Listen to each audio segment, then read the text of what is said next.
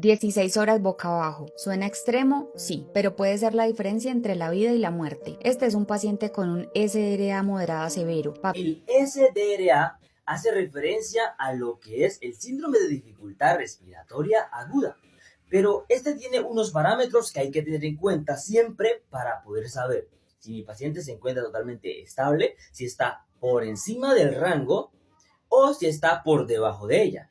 Por eso es súper importante que tengan en cuenta siempre saberse el rango de parámetros para poder identificar qué métodos necesita mi paciente, invasivo, no invasivo, y cómo debo solucionarle a mi paciente su estado de dificultad respiratoria, ¿sí? Entonces, debo tener en cuenta los siguientes parámetros. Cuando hablamos de que está normal, este va siendo mayor de 300 a los 400 milímetros de mercurio. Cuando hablamos de una lesión leve pulmonar, estamos hablando de una referencia de 201 a 300 milímetros de mercurio.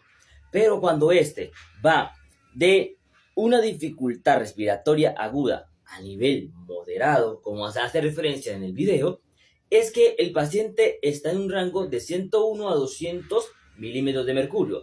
Pero cuando pasa a grave severa, estamos diciendo que el paciente está por debajo de los 100 milímetros de mercurio y que hay que considerar todos estos parámetros para poder decirle al paciente: hay que ventilarlo, hay que hacer lo necesario por usted para que se encuentre en una condición óptima y poder darle lo necesario para que usted se recupere. Por eso es súper importante que tengas en cuenta estos parámetros y que nunca lo olvides.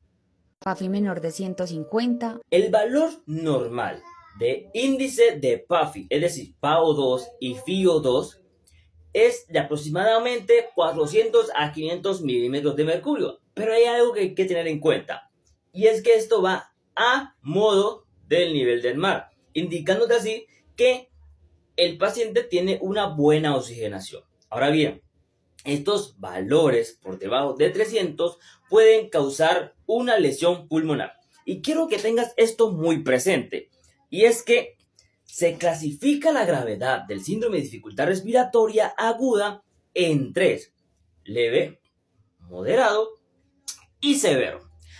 ¿Cómo yo determino cuál es el rango para cada uno de estos? Pues bueno, te lo voy a explicar. En leve hablamos de que esto está entre 300 milímetros de mercurio o igual a 300 y mayor de 200 milímetros de mercurio. Ahora bien, cuando hablamos de moderado, estamos diciendo que este está igual a 200 o menor de 200 milímetros de mercurio, o está mayor a 100 milímetros de mercurio. Y cuando hablamos de que está totalmente severo, estamos diciendo que este está en el rango de estar igual a los 100 o está muy por debajo de los 100 milímetros de mercurio. ¿Qué hay que tener en cuenta? Que los valores de referencia dicen mayor a 300 milímetros de mercurio, el paciente está totalmente normal, está chévere, está bacana la cosa, está bien. Cuando el paciente tiene una lesión pulmonar aguda, estamos diciendo que está leve y este va de 201 a 300 milímetros de mercurio. Cuando hablamos de que el paciente está en un estado totalmente severo, decimos que está igual a 100 o menor de 100 milímetros de mercurio. Moderado, recordemos que es 101 a 200 milímetros de mercurio. Y hay que tener eso siempre presente. Ahora bien, la PAFI hace referencia a que PaO2 es presión arterial de oxígeno y FiO2 es fracción inspirada de oxígeno. Ahí tienes esas dos referencias, son dos terminologías muy distintas, pero que cotidianamente solemos utilizar a nivel clínico y hospitalario, y más en las unidades de cuidados intensivos. Ahora bien, la PaO2 se obtiene de una gasometría arterial. Recuerda, la PaO2 es presión de oxígeno en sangre. Y la FiO2 es la concentración de oxígeno que recibe el paciente expresada como fracción. Es decir, un ejemplo rápido. Hay 0.21 para el aire ambiente o 0.40 para 40% de oxígeno. ¿Listo? Ese es un pequeño ejemplo. Ahora bien, hay que tener en cuenta estos parámetros para poder determinar qué tipo de oxigenación va a recibir mi paciente. Invasivo, no invasivo, cuál es el método, cuál es el procedimiento, cuál es el proceso a seguir. Y en conjunto poder trabajar para que el paciente se encuentre en un estado estable, lleve todo bien y el paciente pueda salir rápido de su proceso de SDRA, síndrome de dificultad respiratoria. Ventilación protectora optimizada, pero la hipoxemia persiste. Veamos esto de manera rápida.